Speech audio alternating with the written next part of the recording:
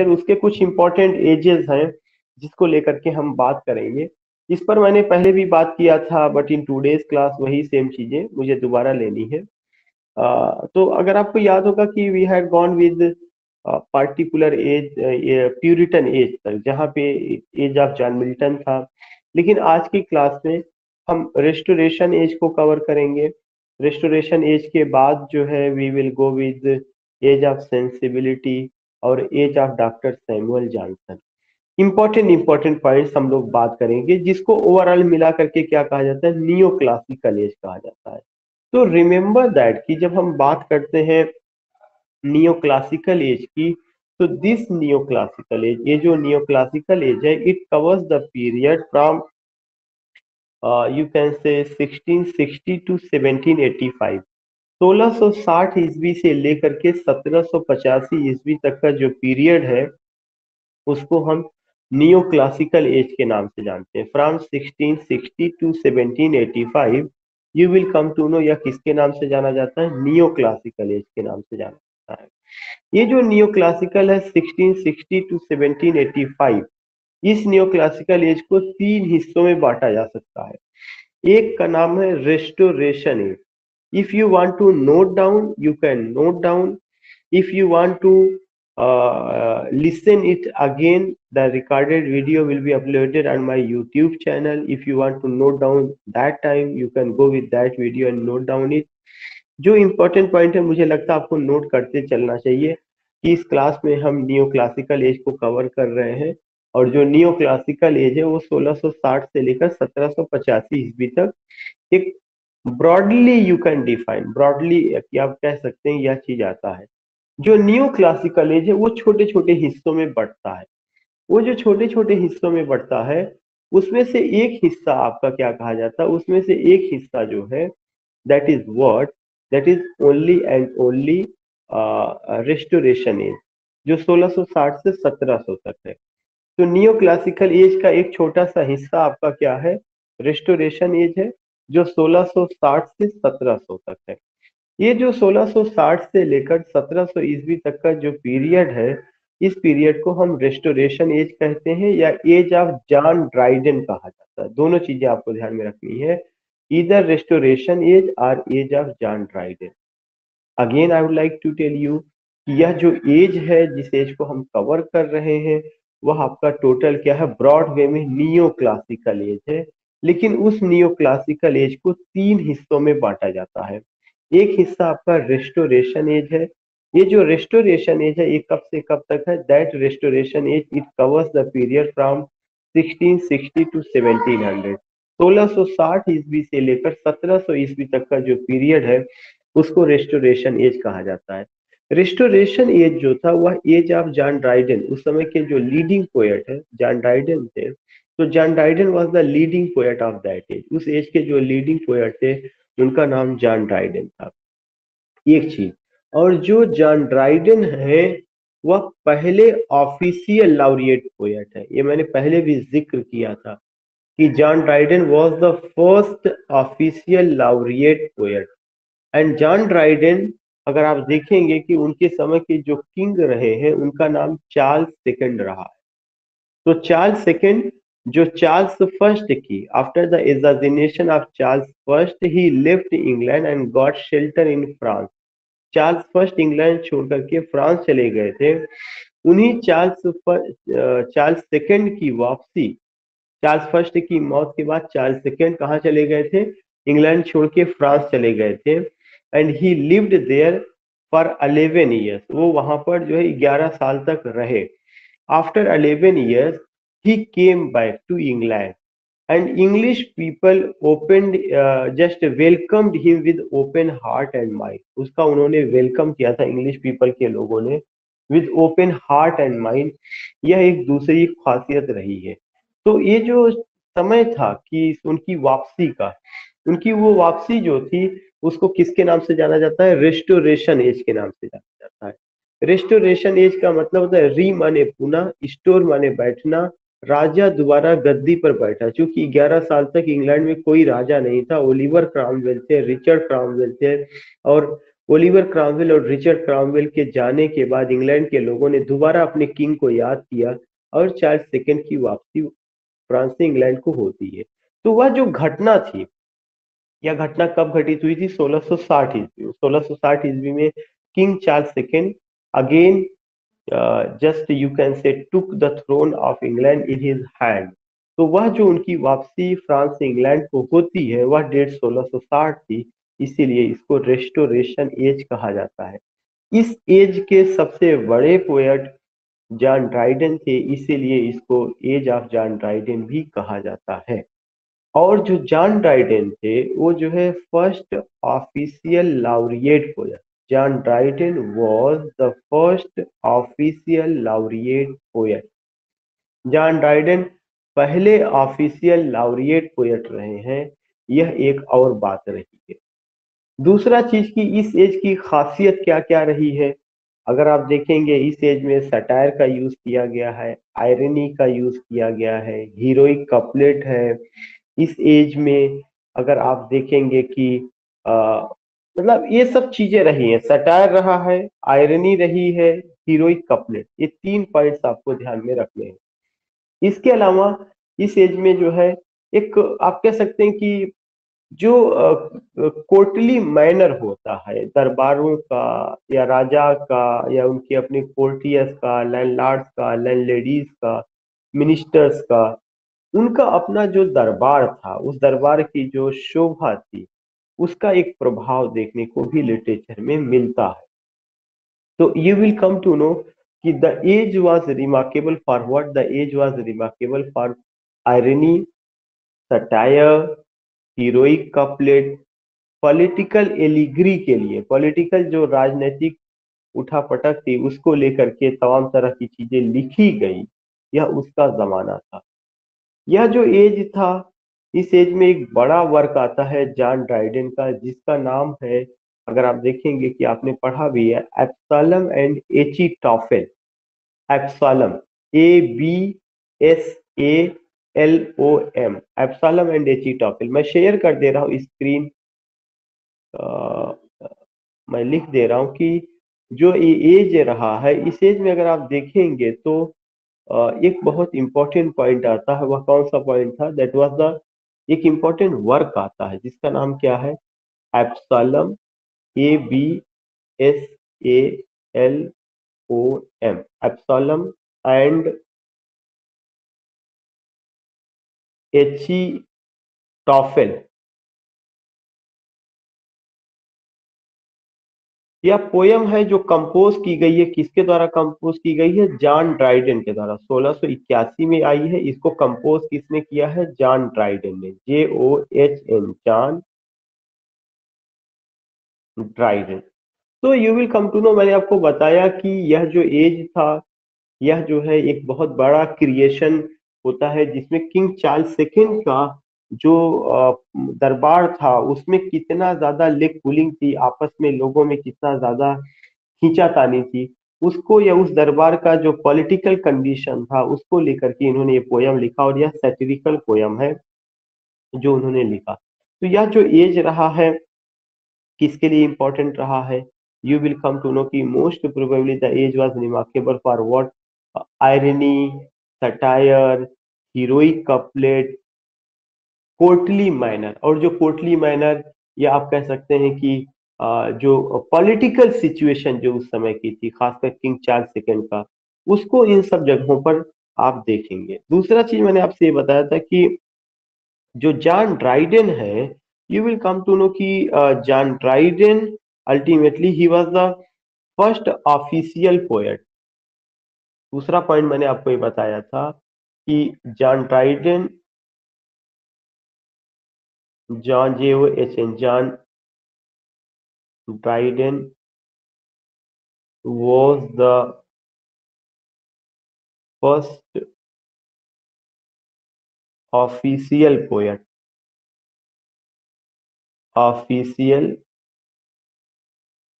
laureate poet।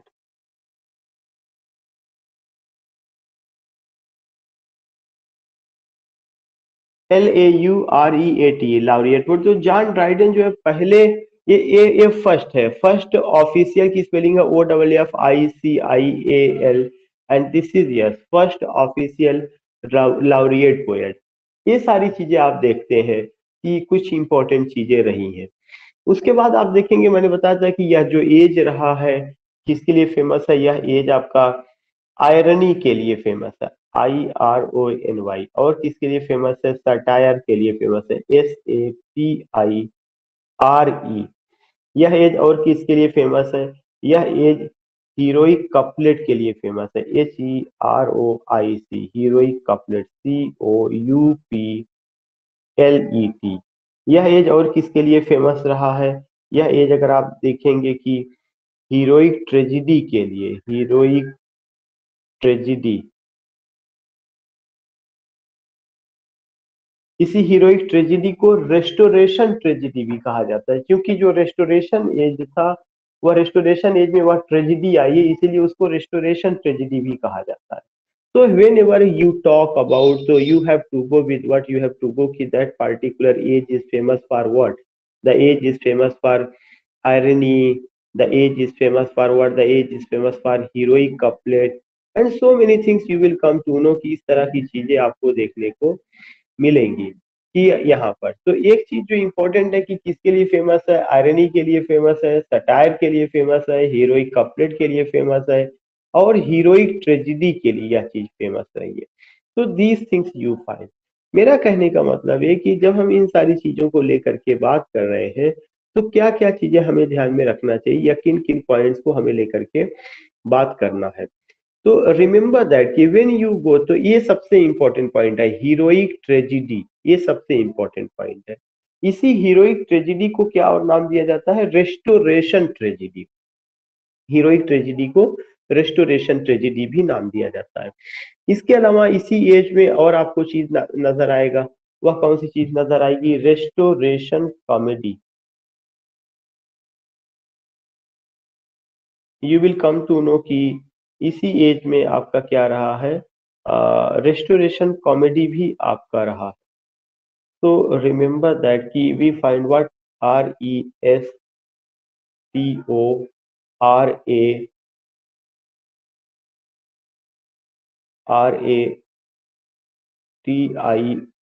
Restoration comedy.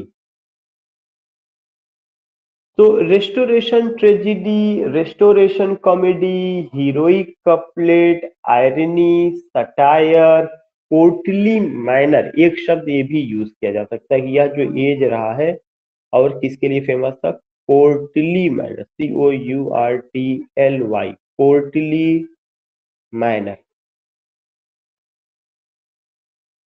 Courtly manner के लिए। All these things we find. अगर आप देखिएगा तो मेरा एक जनरल क्वेश्चन आपसे है, मैं स्क्रीन को शेयर करना स्टॉप कर रहा हूँ थोड़े समय के लिए। सबने नोट कर लिया है? Yes sir. Okay okay. तो मैं केवल इतना बताना चाहता हूँ कि जो एज है उस सर एज आपकी में आवाज जब नहीं हम, आ रही है। आवाज मेरी नहीं जा रही है?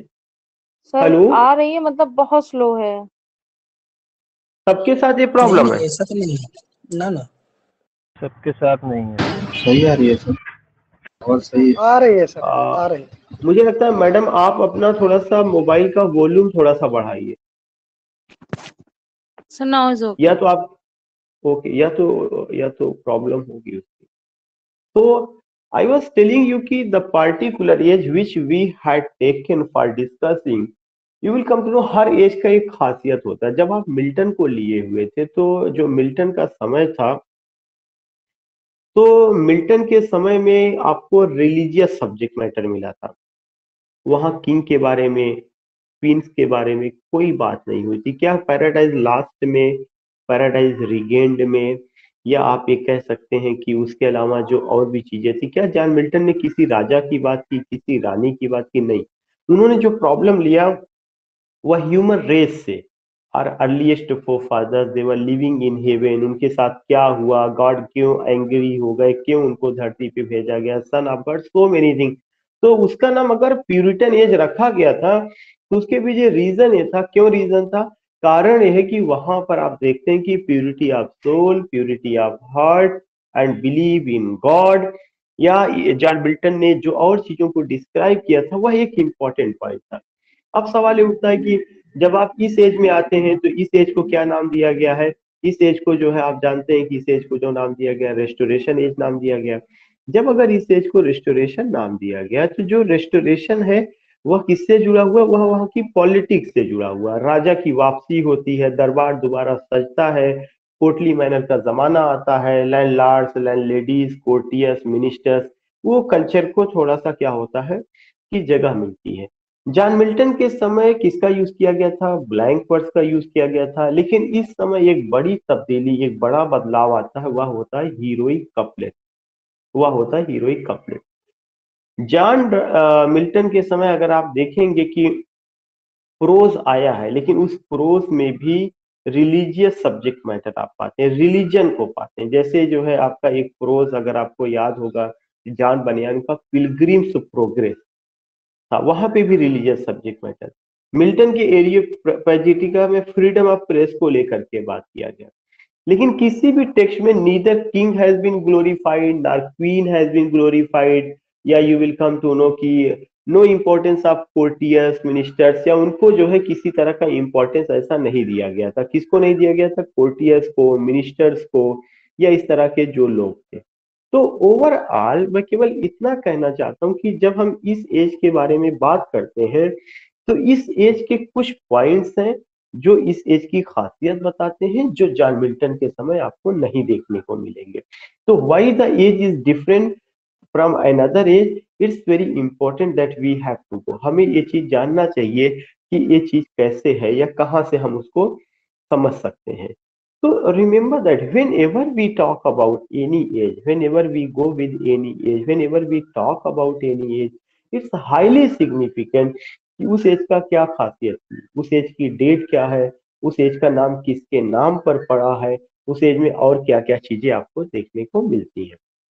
अब सवाल ये उठता है कि हम टीजीटी या पीजीटी की तैयारी कर रहे हैं तो यहाँ की जो राइटर है जॉन ड्राइडेन, वो तो सिलेबस में है नहीं, तो हमें क्यों पढ़ाया जा रहा है, ये माइंड में आएगा।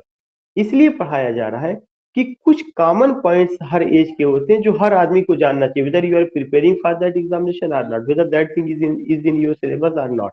जैसे कॉमन पॉइंट क्या है, एक कॉमन पॉइंट ये है कि हीरोइक कपलेट, जैसे ब्लैंक वर्ड्स का जो इंपॉर्टेंस आपका एलिजाबेथन एज में है वही सेम इंपॉर्टेंस हीरोइक कपलेट में है। तो हीरोइक कपलेट किस एज में आया है, हीरोइक कपलेट आपका रेस्टोरेशन एज में आया, और रेस्टोरेशन एज से पहले कब आया था, जॉन ड्राइडन ने यूज किया था, सॉरी जियोफ्रे चौसर ने पहली बार जियोफ्रे चौसर ने यूज किया। जियोफ्रे चौसर के यूज करने के बाद heroic couplet out of fashion हो जाता है, फिर ब्लैंक वर्ड्स पे बात होने लगती है।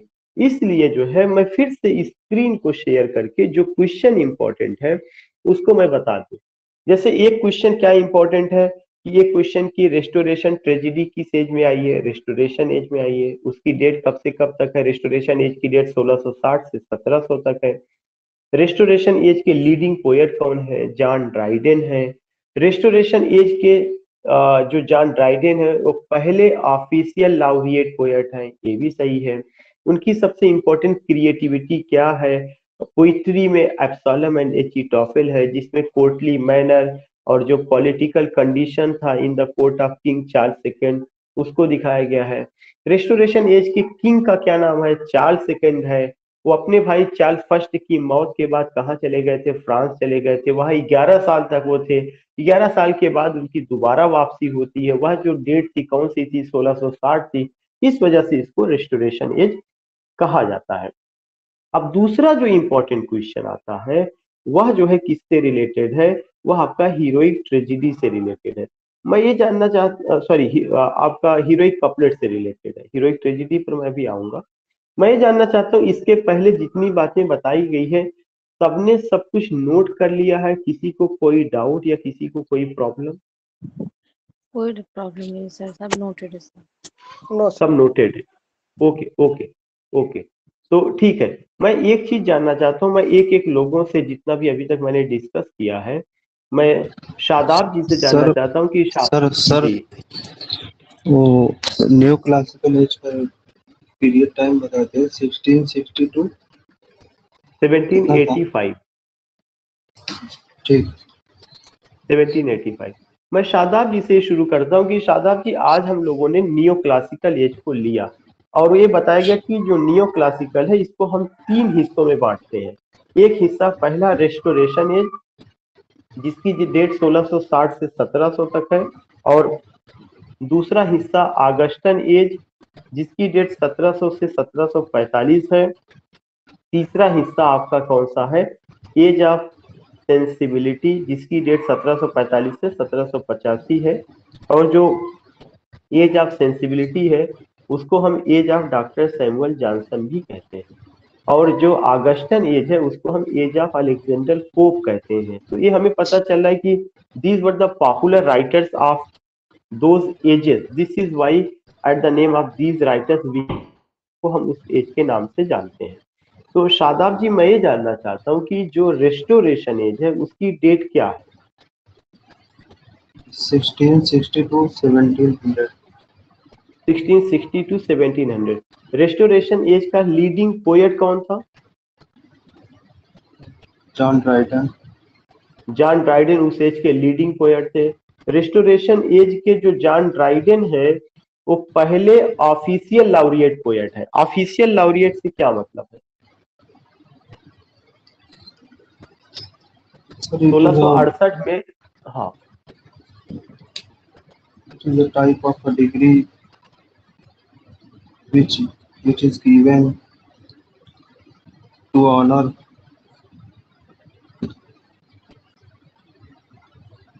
या देखिए, जो ऑफिशियल लाउरिएट पोएट होता है, a poet who is nominated by king, who is nominated by king, या king shows interest in that poet and recommends his name that फला poet will be my official poet या he will be in my court। जब king खुद interest लेता है और नाम को प्रपोज करता है या डायरेक्ट को कहता है कि यही पोएट मेरा ऑफिशियल पोएट बनेगा, तो उसको ऑफिशियल पोएट कहा जाता है। जब ये कुछ चीज कोई कमेटी डिसाइड करती है तो वह लाउरियटशिप होता है, कोई कमेटी, लेकिन इसमें किंग का अपना था। तो पहला ऑफिशियल लाउरिएट पोएट जिसमें किंग ने इंटरेस्ट लिया वो कौन रहे हैं? वो ये रहे। दूसरा चीज मैं सुनील जी से जानना चाहूंगा कि सुनील जी, जब जॉन ड्राइडन पहले ऑफिशियल लाउरिएट पोएट बन गए तो उनकी अभी किस क्रिएशन का नाम मैंने बताया था जिसमें किंग चार्ल्स सेकंड की कोर्ट का जिक्र किया गया है?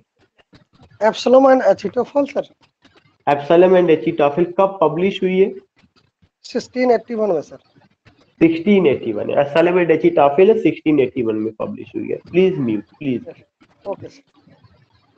इसके अलावा मैंने मिथिलेश जी से मैं जानना चाहूंगा, मिथिलेश जी, मैंने क्या क्या कैरेक्टरिस्टिक्स बताई है जो रेस्टोरेशन एज में देखने को मिलता है? रेस्टोरेशन एज की sir characteristic, first characteristic is here poets use satire, या irony, सटायर की, या irony, heroic couplet, heroic tragedy, courtly manner, and political allegory. या और and restoration comedy. Yes sir, restoration comedy.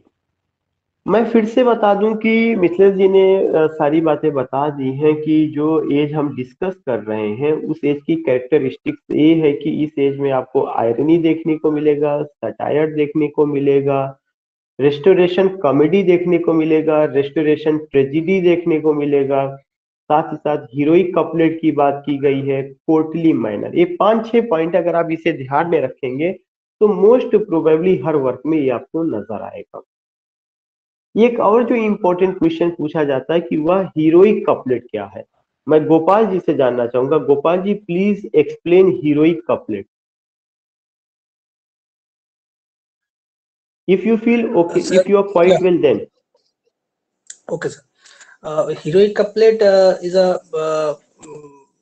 a kind of rhyming couplet, या and uh, I cannot explain, sir. या okay doesn't matter.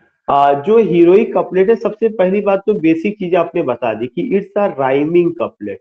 Heroic couplet का मतलब होता है pair of rhyming words, pair जोड़ा, rhyming words मतलब जो दोनों लाइनें उसमें आएंगी वे राइम करती होंगी। तो एक तो हीरोइक कपलेट का मतलब क्या है, heroic couplet means pair of rhyming words. Remember that heroic couplet means pair of rhyming words, number 1 point. Number 2 point कि in heroic couplet we find the use of iambic pentameter. मैं जितनी बातें कर रहा हूं मैं स्क्रीन को share करके, ताकि आप अगर लिखना चाहे कोई तो लिख भी सके, व्हाइट बोर्ड को मैं शेयर कर रहा हूं कि अभी जो मैं बात कर रहा हूं वो किसको लेकर के कर रहा हूं।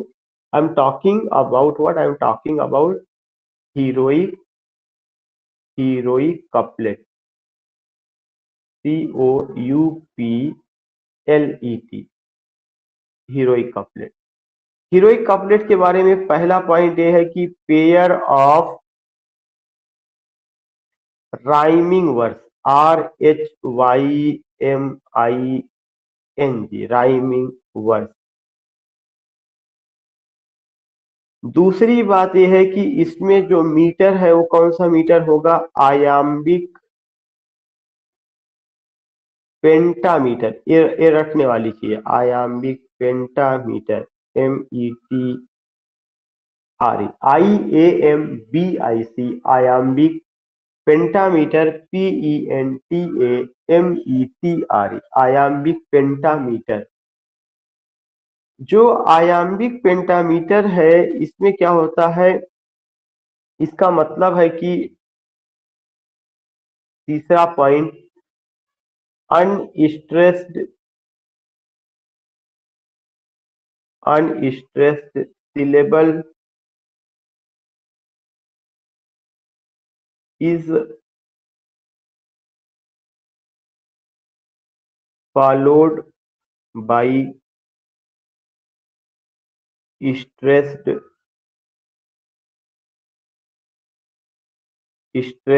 one। अनस्ट्रेस्ड सिलेबल, बगैर जोर दिए, अनस्ट्रेस का मतलब बगैर जोर दिए हुए, जो पहला सिलेबल होगा उस पर दबाव नहीं डाला जाएगा, लेकिन जो दूसरा सिलेबल होगा उस पर दबाव डाला जाएगा। तो मैंने आपको क्या बताया कि unstressed syllable is followed by stressed one, एक पॉइंट ये होता है। और इसमें जो है क्या होता है, चौथा पॉइंट, 5 फीट और 10 syllable, 5 feet or 10 syllable, 10 syllable, SYLLABLES, 5 feet और 10 syllables का यूज किया जाता है। पांचवा पॉइंट, इसके अलावा एक और चीज का यूज किया जाता है। यूज क्या किया जाता है उसमें, अगर आप देखेंगे समटाइम्स इसमें सेजरा, CAESUR, सेजरा और पाज और स्टॉप, सेजरा और पाज और स्टॉप। हीरोइक कपलेट में बीच में ही जो 10 सिलेबल होता है वहीं बीच में ही एक कामा का यूज किया जाता है। वह कामा क्या होता है, ठहराव का। इसका मतलब जो सेजरा है वो कोई लिखा हुआ चीज नहीं, बल्कि वह कामा ऐसे रहता है, यही कामा के लिए। ये कामा मैंने ब्रैकेट में रख दिया, लेकिन वहां पे ब्रैकेट में नहीं रहता, ये आपको बताने के this is the punctuation mark जो यूज किया जाता है। छठा पॉइंट, हीरोइक कपलेट को सबसे पहले जिसने यूज किया उसका नाम Geoffrey Chaucer, JEOFFREY, Geoffrey Chaucer, Chaucer used it in Legend of Good Woman, Legend of Good Woman, ये उनकी किताब रही। सबसे पहले जिस आदमी ने इसको यूज किया उसका नाम जियोफ्रे चौसर है, जिसने इसको लीजेंड ऑफ गुड वुमेन में यूज किया। बाद में उन्होंने इसको प्रोलॉग टू कैंटरबरी टेल्स में भी यूज किया है। सातवां पॉइंट आपको जानना यह जरूरी है कि जो हीरोइक कपलेट है यह किस एज में आइडियल मीटर था। It was an ideal meter in restoration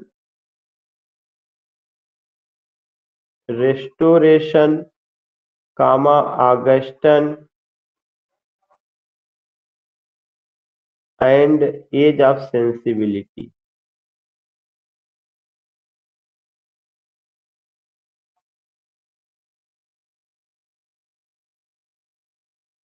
Again, I would like to tell you कि it was an ideal meter in restoration, comma Augustan and age of sensibility. In these ages, we find that it was an ideal meter. यह ideal meter रहा है।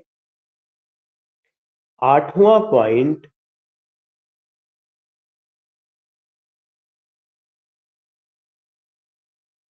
when you talk about the eighth point, you come to know कि it was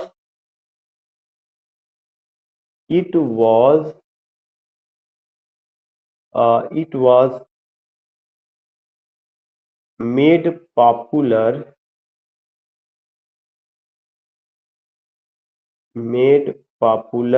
by John Dryden, John, John Dryden, and perfected by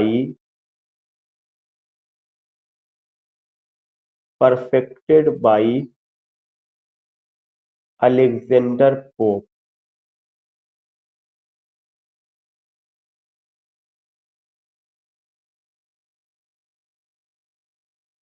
Next point, I think it was eighth point. Now the ninth point, it has two TWO. It has two types. पहला closed heroic couplet,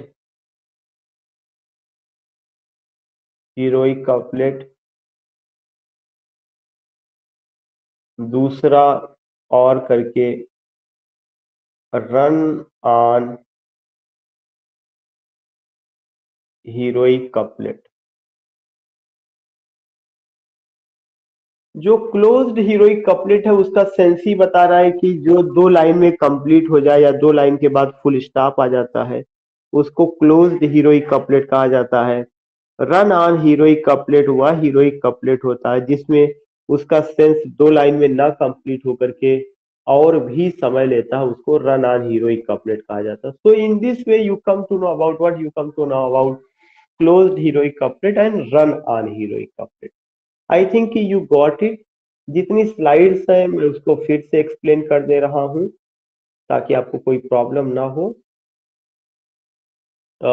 just changing the color.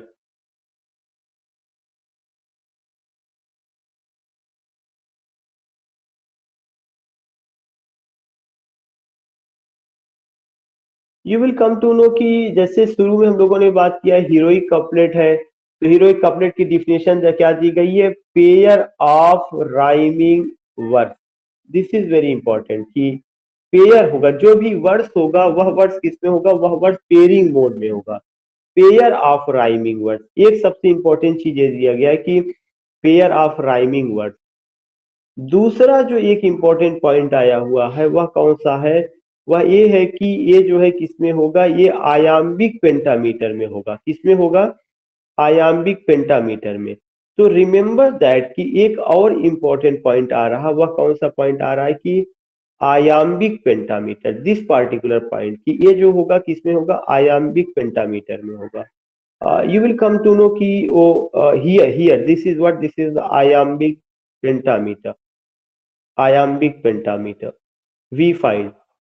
Now the next point which we see कि iambic pentameter होता क्या है। when we talk about कि iambic pentameter, then you will come to know कि this particular iambic pentameter को define.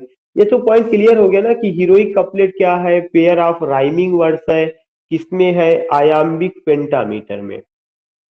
आयाम्बिक pentameter क्या है, unstressed syllable is followed by stressed one.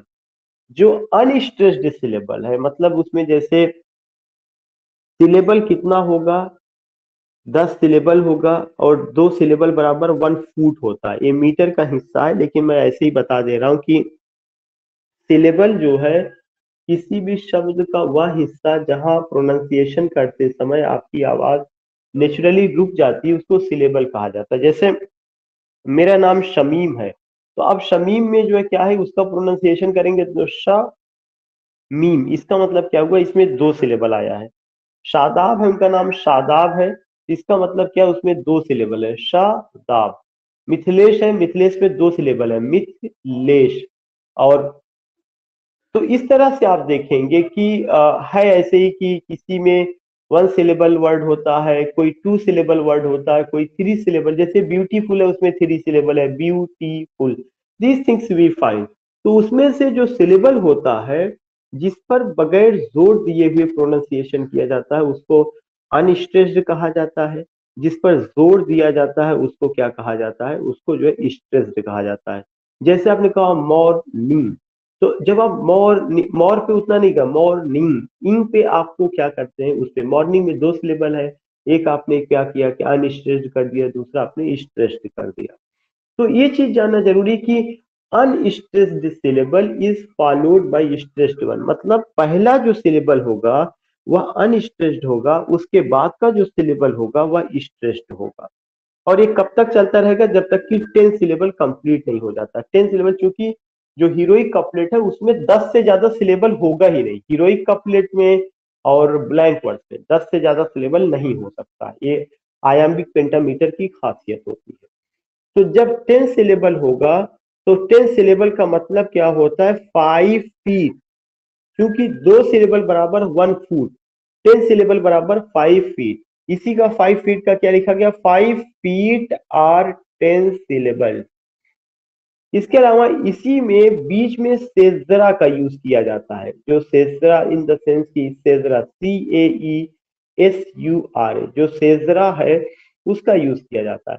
And what do you mean by caesura, caesura are pause, you will come to know कि यह जो सेजरा या pause है इसमें ये होता है कि जब आप पोयम को पढ़ते हैं तो बीच में कहीं ठहराव की जरूरत होती है, उस ठहराव के लिए एक पंक्चुएशन मार्क का यूज किया जाता है जिसका नाम होता है कामा।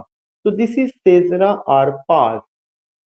छठा पॉइंट है कि इसको सबसे पहले किसने यूज किया है, जोफ्रे चौसर ने यूज किया है। कहाँ पे यूज किया है, अपनी किताब लीजेंड ऑफ गुड वुमेन में उन्होंने यूज किया है, ये कोई बहुत ज्यादा वैसे नहीं है। It was an ideal meter, या किस एज में आइडियल मीटर था, रेस्टोरेशन एज। पहले ही शादाब को या हम लोगों ने डिस्कस किया कि रेस्टोरेशन एज 1660 से 1700 तक, इस एज के बड़े पोएट जॉन ड्राइडन थे। दूसरा आपका ऑगस्टन एज 1700 से 1745, इस एज के बड़े पोएट आपके अलेक्जेंडर पोप रहे हैं। तीसरा एज ऑफ सेंसिबिलिटी, इस एज के बड़े राइटर जो है डॉक्टर सैमुअल जॉनसन रहे, जिसकी डेट 1745 से 1785।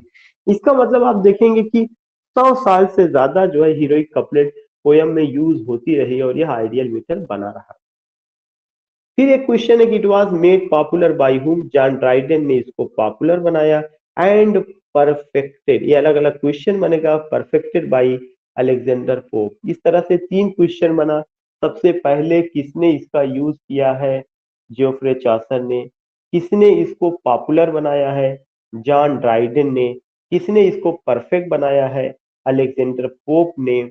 यह किस मीटर में होता है, आयाम्बिक पेंटामीटर में होता है। आयाम्बिक पेंटामीटर मीन्स 5 फीट और 10 सिलेबल। पहला सिलेबल अनस्ट्रेस्ड होगा, दूसरा स्ट्रेस्ड होगा। इसमें सेजरा का यूज किया जाता है, सेजरा मीन्स स्टॉप और पॉज, और स्टॉप और पॉज का किसके थ्रू दिखाया जाता है, कामा के थ्रू जो है। तो you find it has 2 types, यह 2 तरह से होता है, क्लोज्ड हीरोइक कपलेट होता है और run on heroic couplet, closed heroic couplet and run on heroic couplet. So you find these things you see this thing कि इस तरह से इसका टाइप्स होता है, क्लोज हीरोइक कपलेट और रन ऑन हीरोइक कपलेट। तो मैंने इसको इतना बता दिया। अब मैं ये चाहता हूं कि थोड़ा सा एक और चीज रहा है वो भी मैं आपसे शेयर कर दूं। वो चीज है कि इसी एज में रेस्टोरेशन ट्रेजिडी आती है, और आपको पता है कि जो रेस्टोरेशन ट्रेजिडी है वो उसी को हम क्या कहते हैं, रेस्टोरेशन, RATION, रेस्टोरेशन ट्रेजिडी। इसी को हीरोइक ट्रेजिडी भी कहा जाता है। जो रेस्टोरेशन ट्रेजिडी है या जो हीरोइक ट्रेजिडी है, ये हम लोगों ने पहले भी डिस्कस किया था जब ट्रेजिडी पढ़ा रहे थे। इसमें मैं एक ही चीज बताना चाहूंगा कि जो रेस्टोरेशन ट्रेजिडी है इसकी जो थीम होती है, थीम क्या होती है, love and valour. Love and valour इसका थीम होता है। इसका एक एग्जाम्पल है, वह एग्जाम्पल क्या है, all for love written by John Dryden।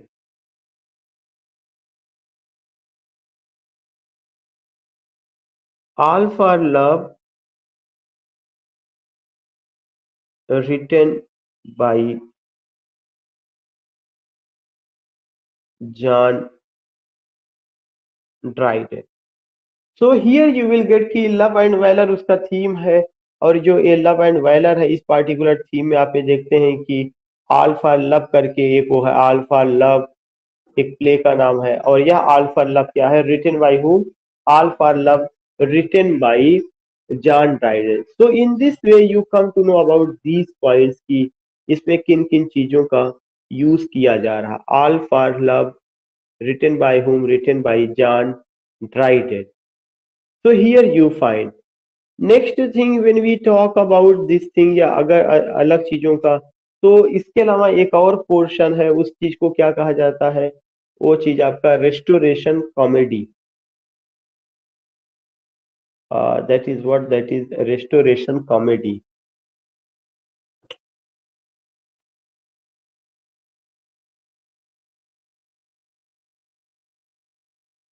RESTORATION,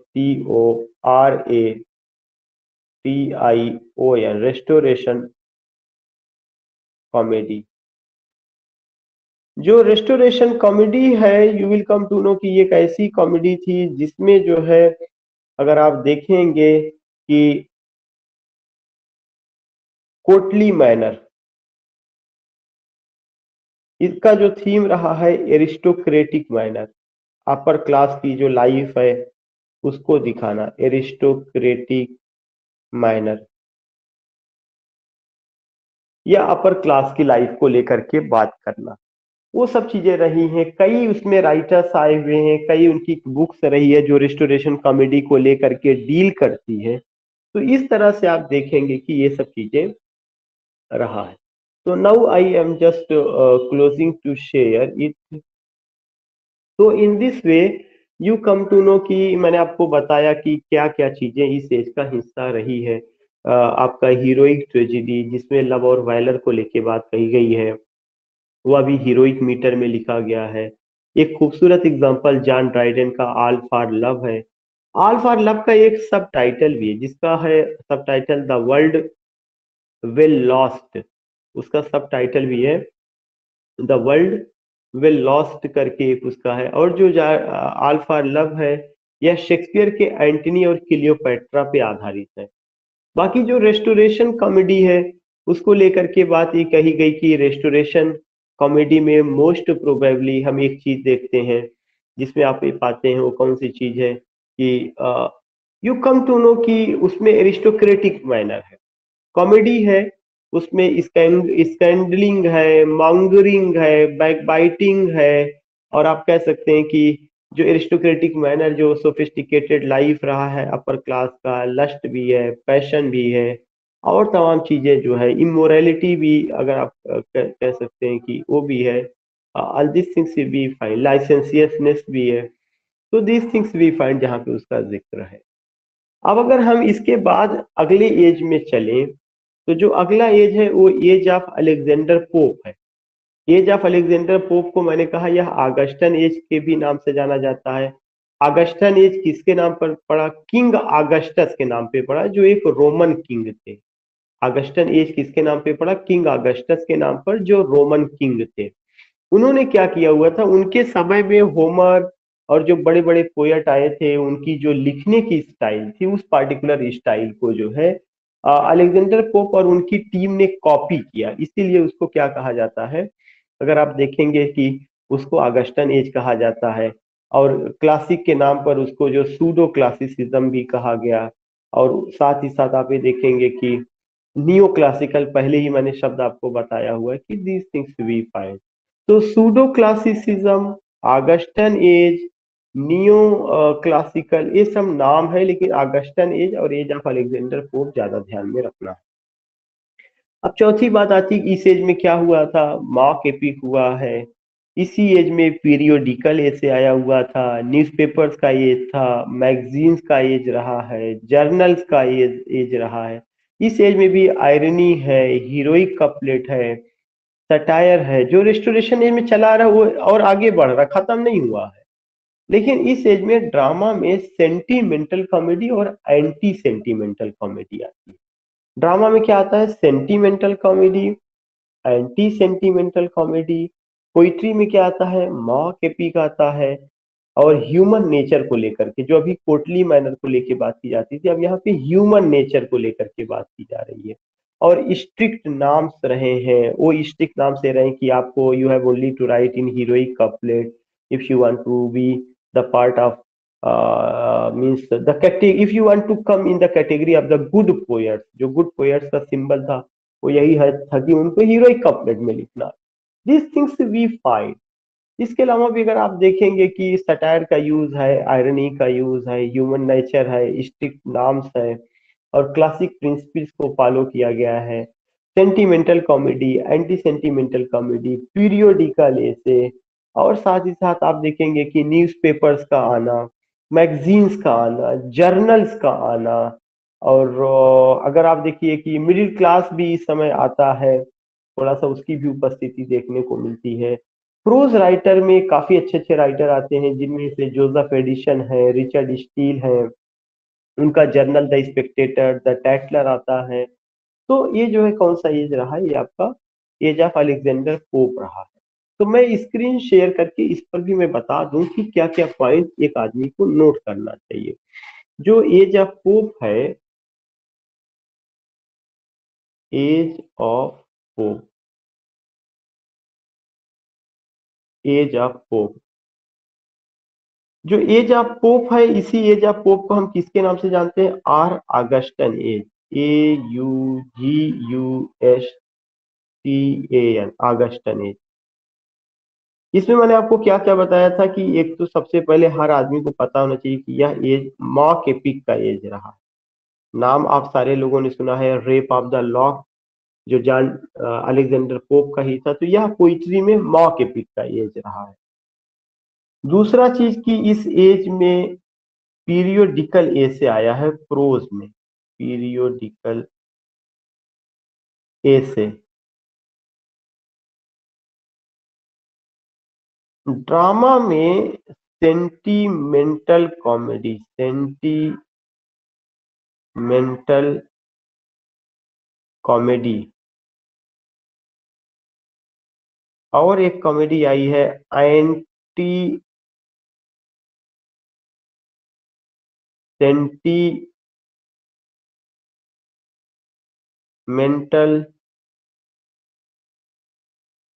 comedy. Sentimental comedy, anti sentimental comedy, periodical ऐसे, all these things you find, जो कि क्या होता है, जो इस एज में आते हैं।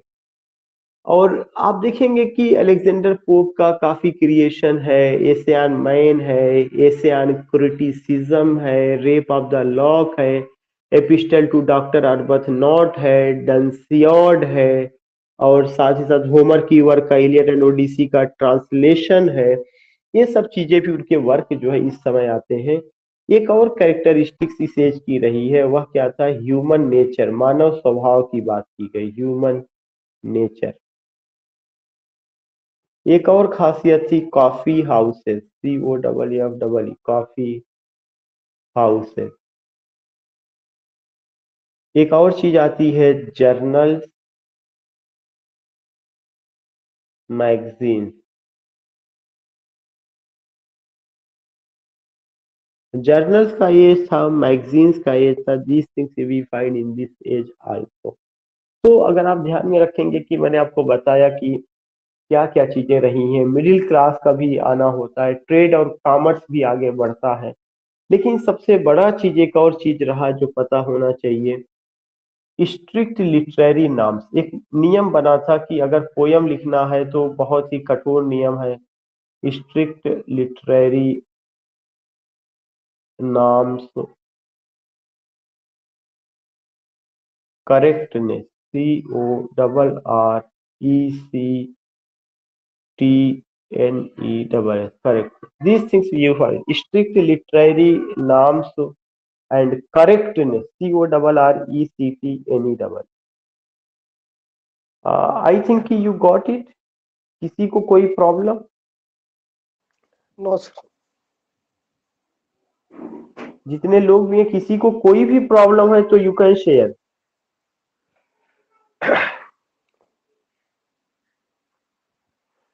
So in this way you came to know about what? In this way you came to know about कि जो एज ऑफ अलेक्जेंडर पोप है, जिसको हम रेस्टोरेशन एज कहते हैं, यह एज ऑफ अलेक्जेंडर पोप या एज ऑफ रेस्टोरेशन एज, यह आपका कब से कब, sorry, age of Alexander Pope या ऑगस्टन एज 1700 से 1745 है। क्या क्या हुआ? मॉक एपिक आया, हीरोइक कपलेट पहले से ही रहा है, आयरनी पहले से ही था, सटायर पहले से ही था, पोर्टली मैनर पहले से था।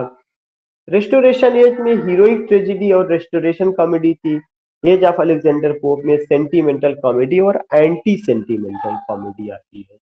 इसके अलावा आप ये देखते हैं कि स्ट्रिक्ट लिटरेरी नाम से कि आपको केवल हीरोइक कपलेट में लिखना है और ह्यूमन नेचर के बारे में बात करनी है, तमाम कुछ नियम बनाए गए थे। All these things we find. लेकिन इसी दरमियान पोइट्री में एक और जो है टाइप की पोइट्री आती है जो प्री रोमांटिक पोएट्स कहे जाते हैं। उन्होंने नेचर के बारे में, ह्यूमन नेचर ना होकर के जो नेचर, जो प्रकृति है उसके बारे में उन्होंने लिखना शुरू किया, जिसमें एक आप पढ़ चुके हैं टॉमस ग्रे का elegy written in a country churchyard. उसके अलावा एक और आपको याद होगा द सीजन, एक क्रिएशन था जिसके राइटर का नाम है जेम्स टॉमसन, जो पहले प्री रोमांटिक पोएट्स थे उनका था। और इसके अलावा जो है एक और क्रिएशन है ओलिवर गोल्डस्मिथ का डिजर्टेड विलेज रहा है। This things you find, William Collins का ओड टू इवनिंग रहा है। दिस थिंग्स यू फाइंड जो इसी एज में आता है। तो मेन स्ट्रीम में तो अलेक्जेंडर पोप और उनके फॉलोअर्स थे, लेकिन थोड़ा सा अलग हट करके भी पोएट्स का एक ग्रुप था, जो बड़ा ग्रुप तो नहीं कहा जा सकता है, जिन्होंने अलग ढंग से लिखना शुरू किया उस समय। उन्होंने ह्यूमन नेचर की बात ना करके किसकी बात की? नेचर की बात की, जो बाद में रोमांटिक एज में देखने को मिलता है। और इस ग्रुप को क्या कहा गया था? प्री रोमांटिक पोएट्स कहा गया था। अब उसके बाद कौन सा एज बचा रह गया है? वह आपका age of doctor Samuel Johnson. और age of doctor Samuel Johnson को हम एज ऑफ इनलाइटमेंट भी कहते हैं। इनलाइटमेंट मतलब जहां से ज्ञान की रोशनी मिली हुई है, या उसको एज ऑफ इनलाइटमेंट कहा जाता है। जो एज ऑफ इनलाइटमेंट है उसमें जो है अगर आप देखेंगे कि काफी कुछ बदलाव आता है। पहले ही मैंने बताया पीरियोडिकल ऐसे आया था, बड़े बड़े जर्नल्स का आना, मैगजीन्स का आना, काफी हाउस का आना। काफी हाउस में जो है उस देश के बड़े बड़े इंटेलेक्चुअल्स बैठ करके लिखते थे, पढ़ते थे, आपस में एक दूसरे से बात करते थे, और कंटेम्प्रेरी इशू पर बात किया जाता था। और पैसा जो है बड़े घरानों के पास ही नहीं रह गया, मिडिल क्लास के पास भी पैसा आया, तो जो राइटर थे वो मिडिल क्लास के यहाँ भी जाने लगे, आने लगे, उनकी भी लाइफ का जिक्र होने लगा। इसीलिए मैथ्यू अर्नोल्ड ने 18th सेंचुरी को age of prose and reason कहा। और डॉक्टर सैमुअल जॉनसन के जमाने में four wheels of the novel, novel की उत्पत्ति होती है। Four wheels of the novel का कॉन्सेप्ट आता है। उसके पहले एपिस्टेलरी नावल आ चुका था, पिकारेस का नावल आ चुका था, साइकोलॉजिकल नावल भी रहा है। तो दीज थिंग्स वी फाइंड कि नावल में एक बड़ा काम हुआ था। वही मैंने बताया ना, इसीलिए 18th सेंचुरी को मैथुनाल कहते हैं it was the age of prose and reason. Prose में काम, नावल भी प्रोज का एक टाइप है, तो प्रोज में ज्यादा काम हुआ। मिडिल क्लास की लाइफ को लिटरेचर में जगह दी गई। उस समय कोई टीवी रेडियो ये तो था नहीं कि उस समय जो टीवी और रेडियो की जगह लिटरेचर ही काम कर रहा था। तो लिटरेचर में हर आदमी अपने आप को की उपस्थिति पाना चाहता था, अपने आप को देखना चाहता था। दीज थिंग्स वी फाइंड है, ये चीजें हम वहां पर देखते हैं और समझ में आता है कि या रियली में कैसे वहां पे चीजें रही हैं या क्या परिवर्तन आते हैं।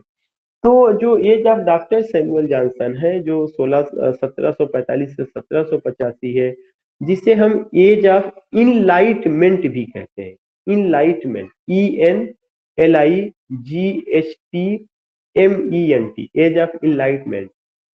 आप ये भी देखेंगे कि ये जो एज ऑफ इनलाइटमेंट है इसमें बहुत परिवर्तन हुआ। जैसे मैंने बताया, four wheels of the novel का आना, और इसीलिए मैथ्यू अर्नाल्ड ने इस एज को age of prose and reason कहा। इसके अलावा एक चीज आपको और देखने को मिलेगा कि इस एज में मिडिल क्लास का आना हुआ, उनके पास पैसा आया, मिडिल क्लास की उपस्थिति लिटरेचर में देखने को मिलती है। उनकी लाइफ स्टाइल, ट्रेड और कॉमर्स का बोलबाला हुआ, काफी हाउस आया, मैगजीन्स है, जर्नल्स है, न्यूज़पेपर्स है, उन सब का आया। और लोग काफी हद तक जो है खुल के बात कर रहे थे। एजुकेशन का इम्पोर्टेंस बहुत बढ़ा, और एजुकेशन केवल उच्च घराने में नहीं, मिडिल क्लास उससे नीचे वाले क्लास के लोग भी एजुकेट हो रहे थे। पैसा जो पहले एक वर्ग विशेष के पास होता था, वह वहां से स्लिप करके मध्य मिडिल क्लास के पास गया और लोगों के पास भी गया। तो शोहरत, इज्जत मिडिल क्लास की बढ़ी, उनका रिपुटेशन बढ़ा। These things we find. और जो जमाना था, नावल का जमाना था, उसमें और नावल वो वाली नावल नहीं थी कि उसमें परियों की कहानी बताई जा रही है या एलियन के बारे में बताया जा रहा है। No, not at all. जो इंसान आप और हम हैं, जो आपकी जिंदगी से जुड़ी घटना है, उन सबको रियलिटी के ग्राउंड पर, on the ground of reality, you will come to know things have been presented. तो in this way you ultimately come to know about restoration age, जिसको एज ऑफ जॉन ड्राइडन कहा गया है, जिसकी date 1660 से 1700 तक है। उसके बाद एज ऑफ अलेक्जेंडर पोप, जिसको हम ऑगस्टन एज भी कहते हैं, जिसकी डेट 1700 से 1745 है। फिर लास्ट में हमने आपको age of doctor Samuel Johnson, जिसे एज ऑफ इनलाइटमेंट भी कहते हैं, जिसकी डेट 1745 से 1785 है, उसका मैंने एक आपसे डिस्कस किया। तो इस तरह से यह एज पूरा का पूरा कवर हो जाता है। लेकिन इसको कवर करने का मतलब ये नहीं कि most probably you have done, लेकिन किताब में जा करके इस एज को और पढ़ लीजिएगा, और उसके जो पॉइंट्स हैं, थोड़ा सा आपको अलेक्जेंडर पोप के बारे में डिटेल जानकारी मिल जाएगी। उस समय के जो प्रोज राइटर्स हैं, आपके रिचर्ड स्टील हैं, जोसेफ एडिसन हैं, उनके बारे में जानकारी मिल जाएगी। प्री रोमांटिक पोएट्स के बारे में जानकारी मिल जाएगी। और जो आपकी ट्रेजेडी है, रिस्टोरेशन ट्रेजेडी, रिस्टोरेशन कॉमेडी में और जानकारी, और राइटर्स कौन है, sentimental comedy, anti sentimental comedy की जानकारी मिल जाएगी। मॉक एपिक क्या है उसकी जानकारी मिल जाएगी। ये सब पता होना चाहिए। तो इतना मैंने डिस्कस किया। अब अगर आपकी कोई क्वेरी हो, कोई सजेशन हो, तो you can. Sir pre romantic poet sir किस पेज नंबर पे बता दीजिए। जहां पे आप एज ऑफ सेंसिबिलिटी खोलेंगे वहीं पे अलेक्जेंडर पोप या एज ऑफ सेंसिबिलिटी का, उसी में रहा ओके है वो। सर। हाँ, history of English sir literature का एक जो चीज आज, और पूछनी जो थी सर। मैं आपको बता दूं, वो पेज नंबर ही मैं बता दे रहा हूँ ताकि सबको क्लियर हो जाएगा कि आज आपको किस पेज से लेकर किस पेज तक कवर करना है। आपको जो कवर करना है ये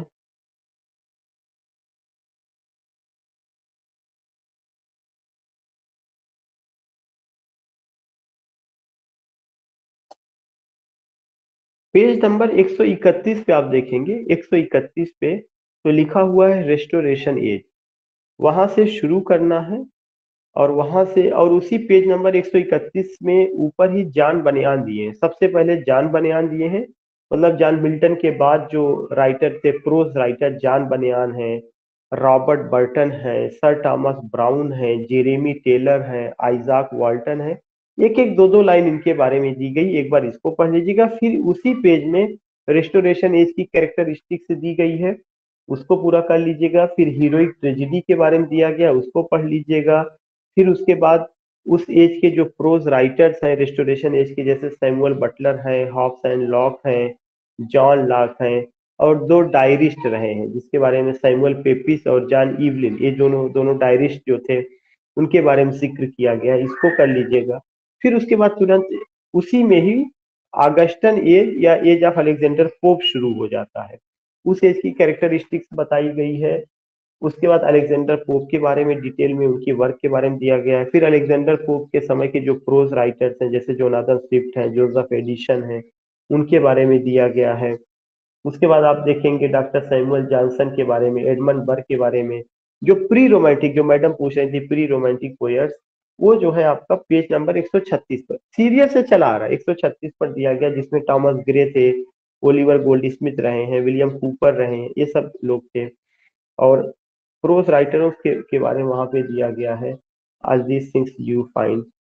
उसके बाद आप देखेंगे कि अगर आप इतना कुल मिला करके इफ यू गो विद